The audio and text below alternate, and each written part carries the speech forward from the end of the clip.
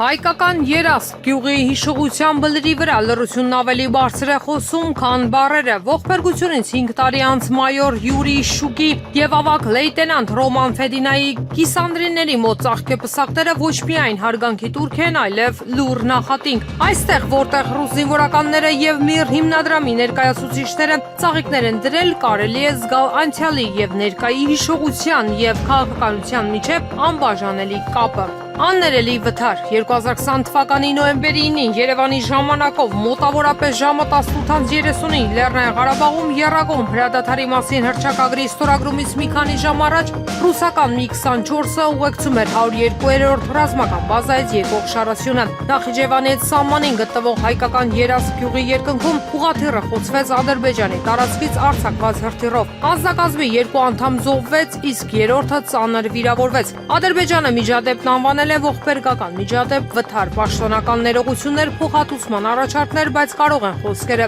բուժել կորստի վերքը։ Մենք ոչինչ չենք մոռանա։ ՄԻՌ հիմնադրամի նախագահ Անդրանիկ Նիկողոսյանի ելույթը արարողության ժամանակ ցույց տվեց, որ շատերի համար այս վերքը դեռ արյունահոսում է։ Մենք նրանց կհիշենք ոչ թե որպես զոհվածների, այլ որպես նրանց, ովքեր հավերժ մնացել են երկնքում, ասել է նա։ Սակայն նրա հաջորդ արտահայտությունը որոտի պես է հնչում, բայց մենք ոչինչ չենք մոռանա ոչ Սիրիայում խփված մեր ինքնաթիռը, ոչ էլ Թուրքիայում զոհված մեր դեսպանին, եւ մենք ուղղաթիռում զոհված սպաներին նույնպես չենք ներելու։ Սրանք այլևս պարզապես վշտի խոսքեր չեն, այլ քաղաքական հայտարարություն զոհված օդաչուների հիշատակը ներառված է ամբողջ աշխարհում Ռուսաստանի կրած կորուստների ավելի լայն համատեքստում։ Իշուկի եւ Ֆեդինայի անունները, որոնք ընդմիշտ գրվել են Էրեբունի ավիաբազայի պատմության մեջ, դարձել են այս սգավոր ցուցակի մի մասը։ Պատերազմի վերջին օրվա տարեգրություն։ Այս միջադեպի պատմությունը դառը պարադոքս է։ Ուղղաթիռը խոցվել է 44-օրյա պատերազմի վերջին օրը հրադադարից ընդամենը մի քանի ժամ առաջ։ Օդաչուները կատարում են Շարասյան ուղեկցման սովորական առաքելություն աշխատանք, որը նրանք կատարել են հարյուրավոր անգամներ։ Այս սովորական թռիչքը դարձավ նրանց վերջինը։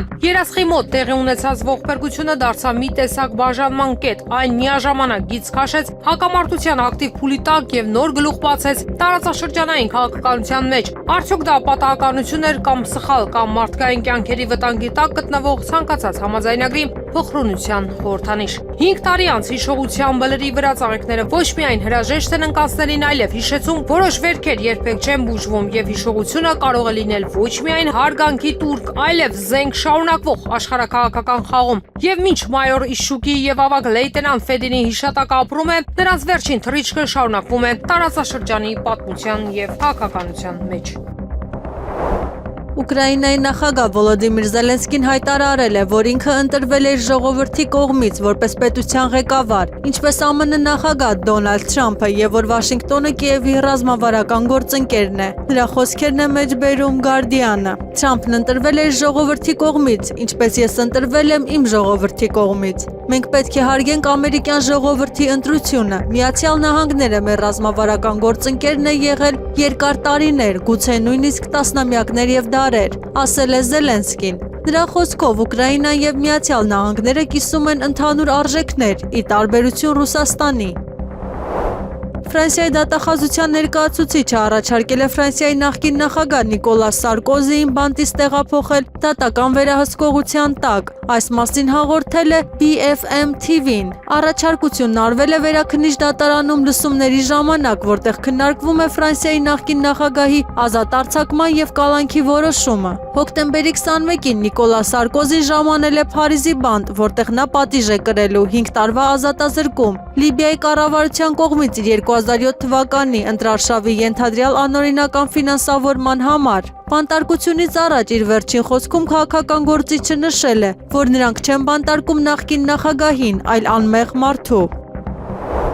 Երևանի փոխքաղաքապետ Արմեն Փամբուկշյանն է դիմել մեր համաքաղաքացիների խնդրանքով, որ լուրջ չվերաբերվեն իր անունից ստացված հաղորդագրությունների WhatsApp հավելվածում իր անվան, բայց ուրիշի հեռախոսահամարով օգտահաշիվ են բացել, գրում են մարդկանց։ Ուզում եմ տեղեկացնել, որ իմ անունից հնարավոր է ստանալ հաղորդագրություններ, որոնք կարող է թվալ, թե ուղարկված են իմ կողմից, բայց դա ես չեմ։ Նման հաղորդագրություններ կարող են գալ ոչ միայն WhatsApp-ից, այլև Telegram-ից կամ այլ հարթակներից։ Խնդրում եմ չպատասխանել նման հաղորդագրություններին, չսեղմել հղումների վրա, չտրամադրել անձնական տվյալներ, սոցցանցի Ռեջինա Հազանգող գրությամբ հայտնել է Տիգրան Ավինյանի տեղակալը եւ զգոնության կոչ արել։ Խնդրում եմ նախքան արձագանքելը միշտ վստահ լինել, որ հաղորդագրությունը իսկապես իմ կողմից է, գրել է նա։ Երկրորդ օրը ես Ղարաբաղում էի եւ այն ինչ տեսել եմ ինձ բերել է 1-2 օրվա ընթացքում համոզմունքի, որ այս պատերազմում մենք պարտվելու ենք։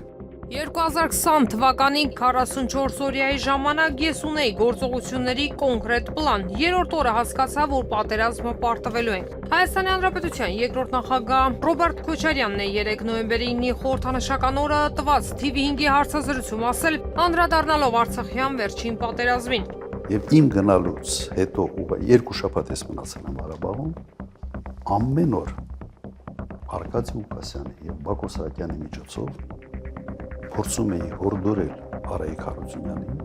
որ անեն ամեն ինչ պատերազմը կանգնեցնելու համար։ Ակնհայտ էր, որ մենք պարտվում ենք։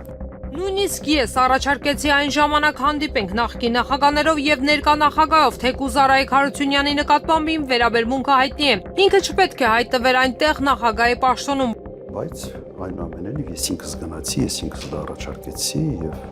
ես ունեի կոնկրետ պլան գործողությունների, թե ինչ է պետք ա։ Պաշտպանությունը կազմակերպելու տեսանկյունից շատ կոնկրետ առաջարկներ էր եւ զուգահեռ իհարկե անել ամեն ինչ, որ առաջ պատերազմը կանգնեցնելու համար։ Ինքը մերժեց։ Չուզեց հանդիպել եւ Բակո Սահակյանի միջոցով փոխանցեց հետեւյալը. եթե ես հանդիպեմ Քոչարյանի հետ, ինձ Հայաստանի վարչապետը ուտելու է։ Ուղղակի իր բառը։ Ինձ կուտի։ Ես ձեզ ոտի տակ կտամ, ոչ թե ձեզ հետ կբանավիճեմ։ Սկադրային քաղաքականությունը հետևյալն էր, ինքը չէր վստահում բանակին եւ ուզում էր բանակում կարևոր պաշտոններում ունենալ լոյալ մարդկանց։ Ես չի տեսնում նորմալ կառավարում բանակի, ուղղակի չկար։ Որովհետեւ միջև այդ այնպիսի փոփոխություններ էր կատարվել հրամանատարական կազմում եւ առանցքային պաշտոններում նշանակվել են մարդիկ, որոնց հակով չէր այս պատերազմը։ Սա կնհայտ էր եղել։ Իսկ կադրային քաղաքականությունը հետևյալն էր, ինքը չէր վստահում բանակին եւ ուզում էր բանակում կարևոր պաշտոնների վրա ունենալ լոյալ մարդկանց։ Համատարած կադրային փոփոխություններ եւ հիմքում միայն եղել է լոյալությունը։ Վատեր ընդհանրապես բանակի մատակարարման հետ կապված ուղղակի բոլոր հարցերը, բոլոր անխտիր։ Հայաստանում գործազրկության մակարդակը 2024-ից 25 թվականների ընթացքում նվազել է, ինչը ըստ վիճակագրական կոմիտեի պայմանավորված է ծառայությունների ոլորտի ակտիվացմամբ։ Աճի հիմնական շարժիչներից մեկը Ռուսաստանի զբոսաշրջիկների հոսքն է։ Հայաստանը 2025 թվականին ընդունել է շուրջ 1 միլիոն ռուս զբոսաշրջիկ, որոնք ստեղծել են տասնյակ հազարավոր աշխատատեղեր հյուրանոցային, ռեստորանային ոլորտում, առևտրում եւ ծառայություններում։ Ըստ տվյալների, Ռուսաստանի աշխատաշուկան նույնպես վճռական դեր ունի։ Հազարավոր հայ շինարարներ, վարորդներ եւ սեզոնային աշխատողներ աշխատում են Ռուսաստանում, ապահովելով իրենց ընտանիքների եկամուտները հայրենիքում։ Ռուսաստանից ստացվող 3.8 միլիարդ դոլարից ավելի դրամական փոխանցումները շարունակում են մնալ տնտեսական հենասյուն, կազմելով արտերկրից եկող բոլոր մուտքերի շուրջ 60%-ը։ Հայաստանի բնակչության միջև 15%-ը կախված է հենց այս փոխանցումներից։ Տնտեսագետ Սուրեն Պարսյանի գնահատմամբ Հայաստանում գործազրկության նվազումը մեծապես պայմանավորված է ռուսական շուկայի եւ զբոսաշրջության ազդեցությամբ։ Վերջի տարիների ընթացքում աշխատատեղերի աճը պայմանավորված է հիմնականում արտաքին գործոններով, մասնավորապես 2022 թվականից սկսած ռուս-ուկրաինական հակամարտության հետևանքով տասնյակ հազարավոր ռուս զբոսաշրջիկներ եկան Հայաստան, ինչպես նաև նրանց իրենք տեղափոխեցին իրենց այդ սեփական գործերը, հատկապես IT ոլորտի եւ այլ ուղղություններով, եւ Հայաստանի ներքին շուկայում էապես ավելացավ սպառումը, մասնավորապես հանրային սննդի նկատմամբ սպառումը, առաքման նկատմամբ սպառումը, նաև կտրուկ ավելացավ նկանշարժ գույքի շուկայում պահանջարկ վարձակալության վճարները աճեցին եւ դա էլ խթանեց նականշարժ գույքի շուկայում պահանջարկը եւ այլն։ Սրանք վերջի տարիներին էապես նպաստեցին, որ եւ աշխատատեղերը ավելացան, հատկապես այսպես սպառման ոլորտում, սպասարկման ոլորտում, այնպես է շինարարության ոլորտում։ Եվ սրա արդյունքում մենք ունենք աշխատատեղերի էական աճ, այնուամենայնիվ գործազրկության մակարդակը դեռևս մնում է բավականին բարձր մակարդակի վրա, մոտ 13-14%, եւ համատության համար նշեմ, որ եւ մեր հարևան երկրների եւ օրինակ Ռուսաստանի վիճակագրության ցուցանիշները ավելի ցածր են գործազրկության մասով, քան Հայաստանի։ Ասեմ, վերջի տարի ընթացքում արտագնա աշխատանքի մեկտորների թիվը նվազել է, սակայն Ռուսաստանի եկող գումարների ծավալը աճել է, եւ դա պայմանավորված է ռուս ռելոկանտներով, նրանք իրենց հետ բերում են իրենց գումարները, փոխանցում են դեպի Հայաստան իրենց գումարները։ Ժամանակին, երբ որ միր քարտերը ամբողջ ծավալով գործում էին, մոտավորապես տարեկան միայն միր քարտերով Հայաստանում 400 միլիոն դոլարի չափով գնում էր կատարվում, այսինքն ռուսաստանցիները իրենց քարտերով Հայաստանում առևտուր էին անում մոտավորապես այդքան։ Հիմա կարծես թե վերականգնում են միր քարտերի այսպես կիրառությունը Հայաստանում, որը եւս կարող է խթանել օրերի գումարներ գա Հայաստան։ Այսինքն մենք այս բան ունենք ռուսական գումարների ներխոսք, ոչ թե հայկական։ Այսպիսով, Ռուսաստանը շարունակում է մնալ Հայաստանի համար կարևոր տնտեսական գործընկեր, ապահովելով աշխատանք, ֆինանսական հոսքեր եւ ծառայությունների սպառման լայն շուկա։ Հայաստանի էլեկտրական ցանցերի լիցենզիան դադարեցնելու մասին հարցը կքննարկվի նոյեմբերի 13-ին հանրային ծառայությունները կարգավորող հանձնաժողովի նիստում։ 2025 թվականի նոյեմբերի 13-ին ժամը 14:00-ին Տիգրան Մեծի պողոտա 4 հասեում երկրորդ հարկի դալիճում տեղի կունենա հանրային ծառայությունները կարգավորող հանձնաժողովի նիստը, որի օրակարգում կքննարկվի Հայաստանի էլեկտրական ցանցեր ՓԲ ընկերության էլեկտրական էներգիայի հզորության բաշխման համար 0092 լիցենզիան դադարեցնելու մասին հարցը հայտնում են հանրային ծառայությունները կարգավորող հանձնաժողովից։ Ավելի վաղ հեծի ժամանակավոր կառավարիչ Ռոմանոս Պետրոսյանը լրագրողների հետ զրույցում ասել էր 3.5 ամսվա կառավարման շրջանում վերեմ հանել շուրջ 10 հիմնավոր պատճառ, ըստ որոնց հավանական է համարում, որ հեծը կզրկվի լիցենզիայից։ Ճապոնիայի Իվատե պրեֆեկտուրայի մոտակայքում տեղի ունեցել 5.3 մագնիտուդով երկրաշարժ։ Հետ ցնցումները գրանցվել են նախորդ օրը տեղի ունեցած հազար երկրաշարժից 24 ժամ անց։ Ճապոնիայի օդերևութաբանական գործակալության տվյալներով ցնցումները գրանցվել են տեղական ժամանակով ժամը 12:00-ին։ Երկրաշարժի էպիկենտրոնը գտնվել է ջրի տակ 10 կիլոմետր խորության վրա։ Ցունամիի սպառնալիք չի հայտարարվել։ Ավելի վաղ Ճապոնիայի օդերևութաբանական գործակալությունը չէր բացառել նախորդ օրը տեղի ունեցած հզոր երկրաշարժից հետո ուժեղ հետ ցնցումների հնարավորությունը։ Կիրակի նոյեմբերի 9 կեսօրին Ճապոնիայի հյուսիս-արևմուտքում Իվատե պրեֆեկտուրայի ափերի մոտ տեղի ունեցավ 6.9 մագնիտուդով երկրաշարժ։ Ավելի ուշ մագնիտուդը նվազեցվեց մինչև 6.7-ի։ ԱՄՆ նախագահ Դոնալդ Թրամփը ստորագրել է գործադիր հրամանագիր, որով ներում է շնորհվել տասնյակ անձանց, որոնք մեղադրվում են 2020 թվականին ԱՄՆ ընտրություններին միջամտելու մեջ, այդ թվում Թրամփի նախկին փաստաբան եւ Նյու Յորքի նախկին քաղաքապետ Ռուդի Ջուլիանին եւ Սպիտակ տան աշխատակազմի թոշակի անցած ղեկավար Մարկ Մեդոուզին հայտարարել է ներման գործերի փաստաբան Էդ Մարտինը այս պաշտոնական հայտարարությունը վերջ է դնում 2020 թվականի նախագահական ընտրություններից հետո ամերիկյան ժողովրդի նկատմամբ կատարված ծանր ազգային անարդարությանը։ Դոնալդ Թրամփը սույնով շնորհում է լիակատար եւ անվերապահ ներում, ասվում է ներման տեքստում, որը հրապարակվել է Էդ Մարտինի սոցիալական ցանցերի էջում։ Ի թիվս այլ բաների տեքստում նշվում է, որ ներումը չի վերաբերում անձամբ Թրամփին։ Եվրոմեդիա 24-ը տեղեկացավ, որ այս շաբաթ Նիկոլ Փաշինյանը գնալու է խորհրդարան։ Նոյեմբերի 11-ին մեկնարկում են ազգային ժողովի հերթական քառօրյա նիստերը։ Այս նստաշրջանի օրակարգում է նաև 2026 թվականի բյուջեի նախագիծը, որը նախորդ շաբաթ քննարկվեց համապատասխան հանձնաժողովներում։ Նիկոլ Փաշինյանը եւ գործադիրի անդամները գալու են խորհրդարան բյուջեի քննարկմանը մասնակցելու։ Նիկոլ Փաշինյանը հանդես է գալու ելույթով։ Ազգային ժողովի խորհուրդն այսօր նիստ կանի որոշելու բյուջեի քննարկման օրը։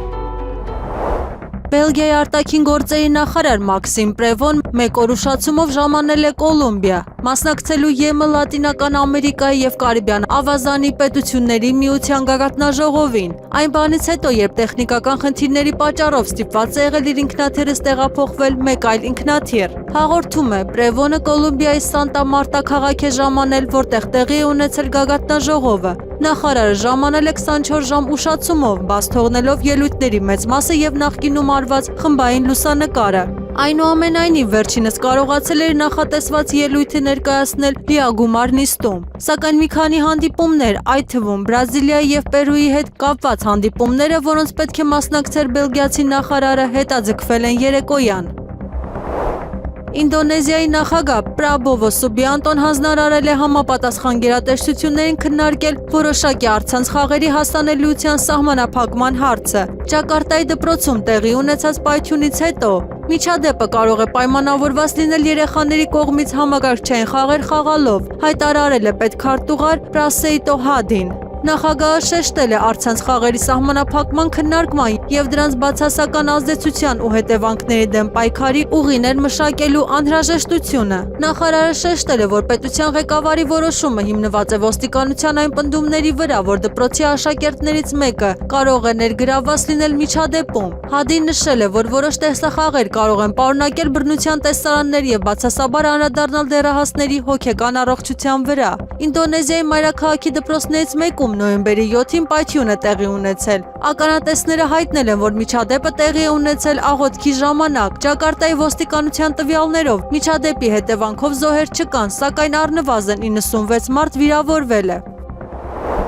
Նյու Դելին եւ Մոսկվան պատրաստում են համաձայնագիր Ռուսաստանում հնդիկ աշխատողների իրավունքները պաշտպանելու համար, որի ստորագրումը սպասվում է դեկտեմբերին կայանալիք հնդկա-ռուսական ամենամյա գագաթնաժողովում։ Այս մասին հաղորդել է Economic Times պարբերականը։ Հնդկաստանը եւ Ռուսաստանը, ինչպես սպասվում է, հաջորդ ամիս Նյու Դելիում կայանալիք իրենց ամենամյա գագաթնաժողովում կստորագրեն աշխատանքային միգրացիայի մասին պայմանագիր, որը նախատեսված է Ռուսաստանում աճող թվով հնդիկ աշխատողների իրավունքները պաշտպանելու համար։ Այս պայմանագիրը կնպաստի Ռուսաստանում հնդիկների թվի աճին առաջիկա տարիներին, նշել է թերթը։ Հաղորդվում է, որ Ռուսաստանը ձգտում է ավելացնել իր աշխատուժի մեջ հնդիկների թիվը։ Հնդկաստանից աշխատողներ աշխատանքի ընդունելով այնպիսի ոլորտներում, ինչպիսիք են շինարարությունը եւ տեքստիլը, եւ որ Ռուսաստանում նաեւ աճում է մեխանիկական ճարտարագիտության եւ էլեկտրոնիկայի որակավորված մասնագետների պահանջարկը։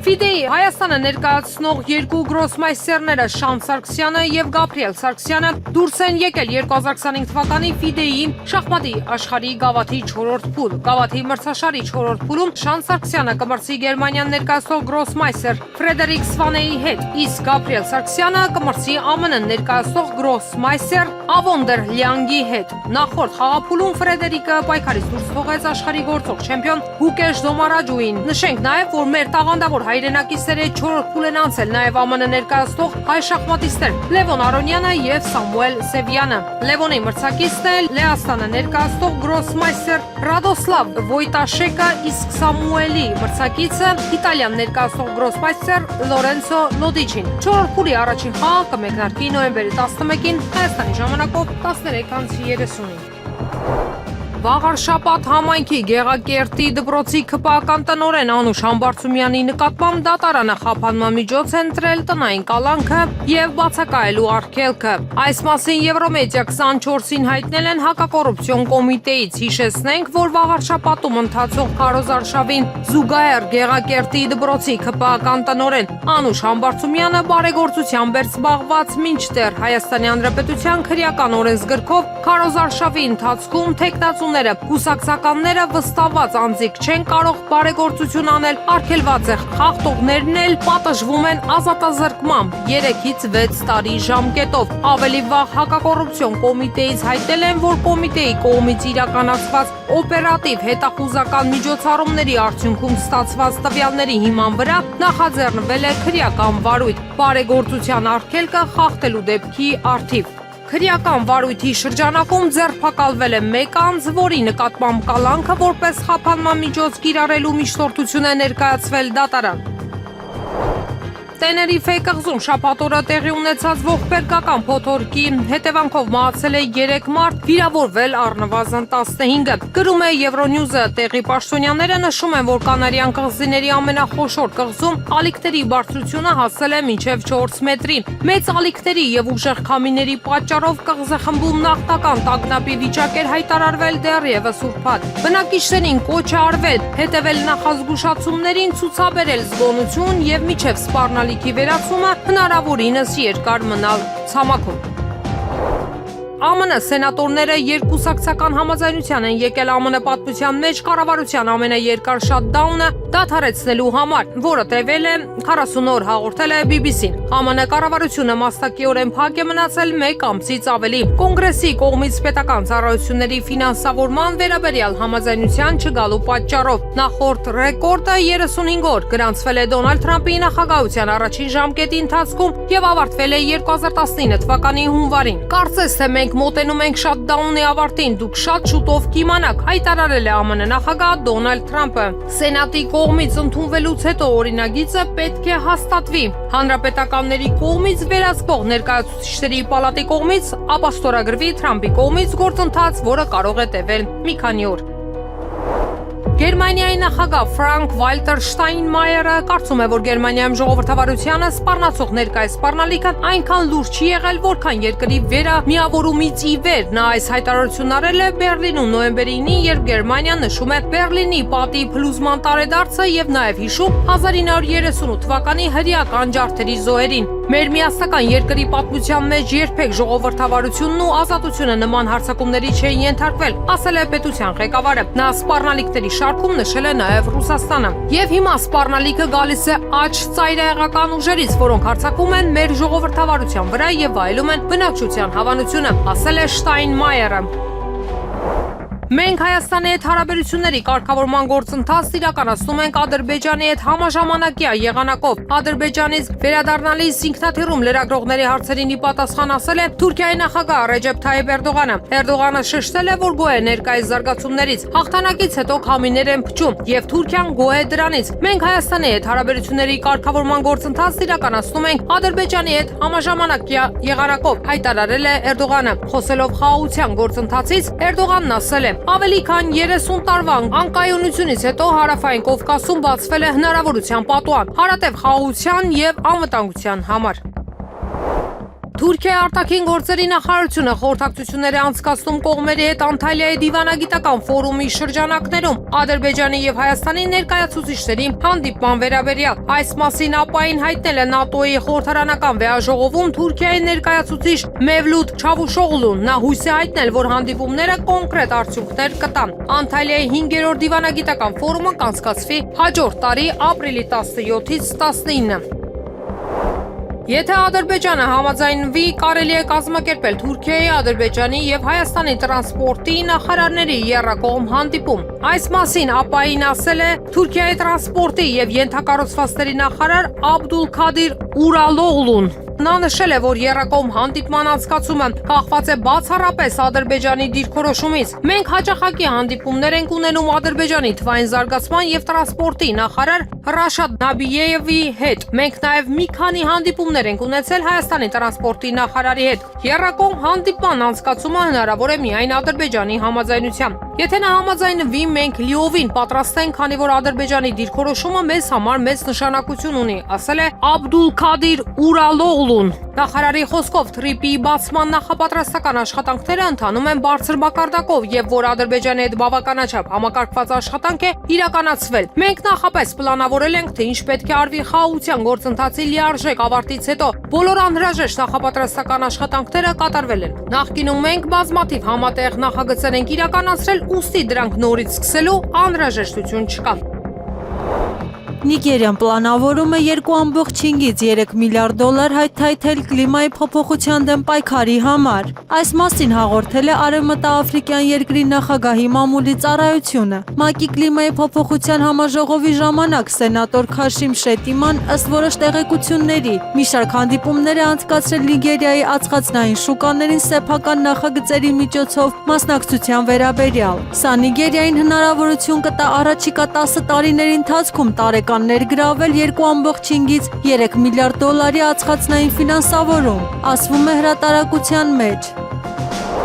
Պաղեստինյան համաշարժումը միջնորդներին տեղեկացրել է, որ պատրաստ է դուրս բերել իր մարտիկներին Գազայի հատվածից, Իսրայելի վերահսկողության տակ գտնվող տարածքներից։ Ալ Ջազիրային հայտնել է Համասի խոսնակ Իսմայիլ Ռադվանը։ Հրատարակությունը նշել է, որ Համասի մարտիկները պլանավորում են լքել դեղին գծի սահմանազատման գոտին, որտեղ իսրայելական զորքերը նահանջել են հրադադարի համաձայնագրի համաձայն։ Ավելի վաղ Ալժիրում արմատական պաղեստինյան համաշարժման ներկայացուցիչ Յուսեֆ Համդանը հայտարարել էր, որ Իսրայելի կառավարության հաշվարկները Ռաֆահի թունելներում թաքնված Ալ-Քասամի բրիգադների մարտիկները կհանձնվեն չեն իրականանա։ Նոյեմբերի 8-ին Սամարղանդում ընթացող ՅՈՒՆԵՍԿՕ-ի գլխավոր կոնֆերանսի 43-րդ նստաշրջանի ընթացքում ընդունվել է Հայաստանի նախաձեռնությամբ ներկայացված փոքր կղզի զարգացող պետությունների միջազգային օր հռչակելու մասին բանաձևը։ Այդ մասին տեղեկացնում է Հայաստանի Հանրապետության արտաքին գործերի նախարարությունը։ Փոքր կղզի զարգացող պետությունների միջազգային օր սահմանելու վերաբերյալ Հայաստանի նախաձեռնությանը սատարել եւ համահեղինակել էին ՅՈՒՆԵՍԿՕ-ի շուրջ 130 անդամ պետություններ։ Բանաձևն ընդգծում է փոքր կղզի զարգացող պետությունների խոցելիությունները եւ դրանց նկատմամբ միջազգային ուշադրության, համերաշխության եւ աջակցության անհրաժեշտությունը։ Փաստաթղթով ապրիլի 25-ը սահմանվում է որպես փոքր կղզի զարգացող պետությունների միջազգային օր։ Բանաձևի ընդունման կապակցությամբ ՅՈՒՆԵՍԿՕ-ում Հայաստանի Հանրապետության մշտական ներկայացուցիչ դեսպան Արամ Հակոբյանը շնորհակալություն է հայտնել գլխավոր կոնֆերանսին եւ բանաձևի համահեղինակ պետություններին փաստաթղթին միաձայն աջակցելու համար, ինչպես նաեւ վերահաստատել է Հայաստանի ՅՈՒՆԵՍԿՕ-ի փոքր կղզի զարգացող պետությունների բարեկամների խմբի համահիմնադիր եւ համանախագահ պետության կարգավիճակում փոքր կղզիներ զարգացող պետությունների կարիքների հասցեագրման հարցում շարունակական հանձնառությունը։ Կրթության, գիտության, մշակույթի, սպորտի նախարար Ժաննա Անդրեասյանը Երևանի Անդրանիկ Մարգարյանի անվան թիվ 29, ապա Բենյամին Ժամկոչյանի անվան թիվ 119 ավագ դպրոցներում ձևավորված քննական կենտրոններում հետևել է կամավոր ատեստավորմանը։ Երևանում եւ Հայաստանի Հանրապետության բոլոր մարզերում ձևավորվել են 53 քննական կենտրոններ, որոնք կահավորվել են համապատասխան սարքավորումներով, ապահովել գերարագ ինտերնետային կապով։ Նախարարը քննական կենտրոնների պատասխանատուների հետ քննարկել է կազմակերպչական աշխատանքների հետ կապված հարցեր, հույս հայտնելով, որ ատեստավորման արդյունքները դրական կլինեն, արդարացնելով մասնակիցների սպասումները։ Կամավոր ատեստավորման քննություններն անցկացվում են էլեկտրոնային ձևաչափով, համաձայն ընթացակարգի արդյունքների մասին ուսուցիչները իրազեկվում են անմիջապես քննության ավարտից հետո բողոքարկում կարող են ներկայացնել 24 ժամվա ընթացքում։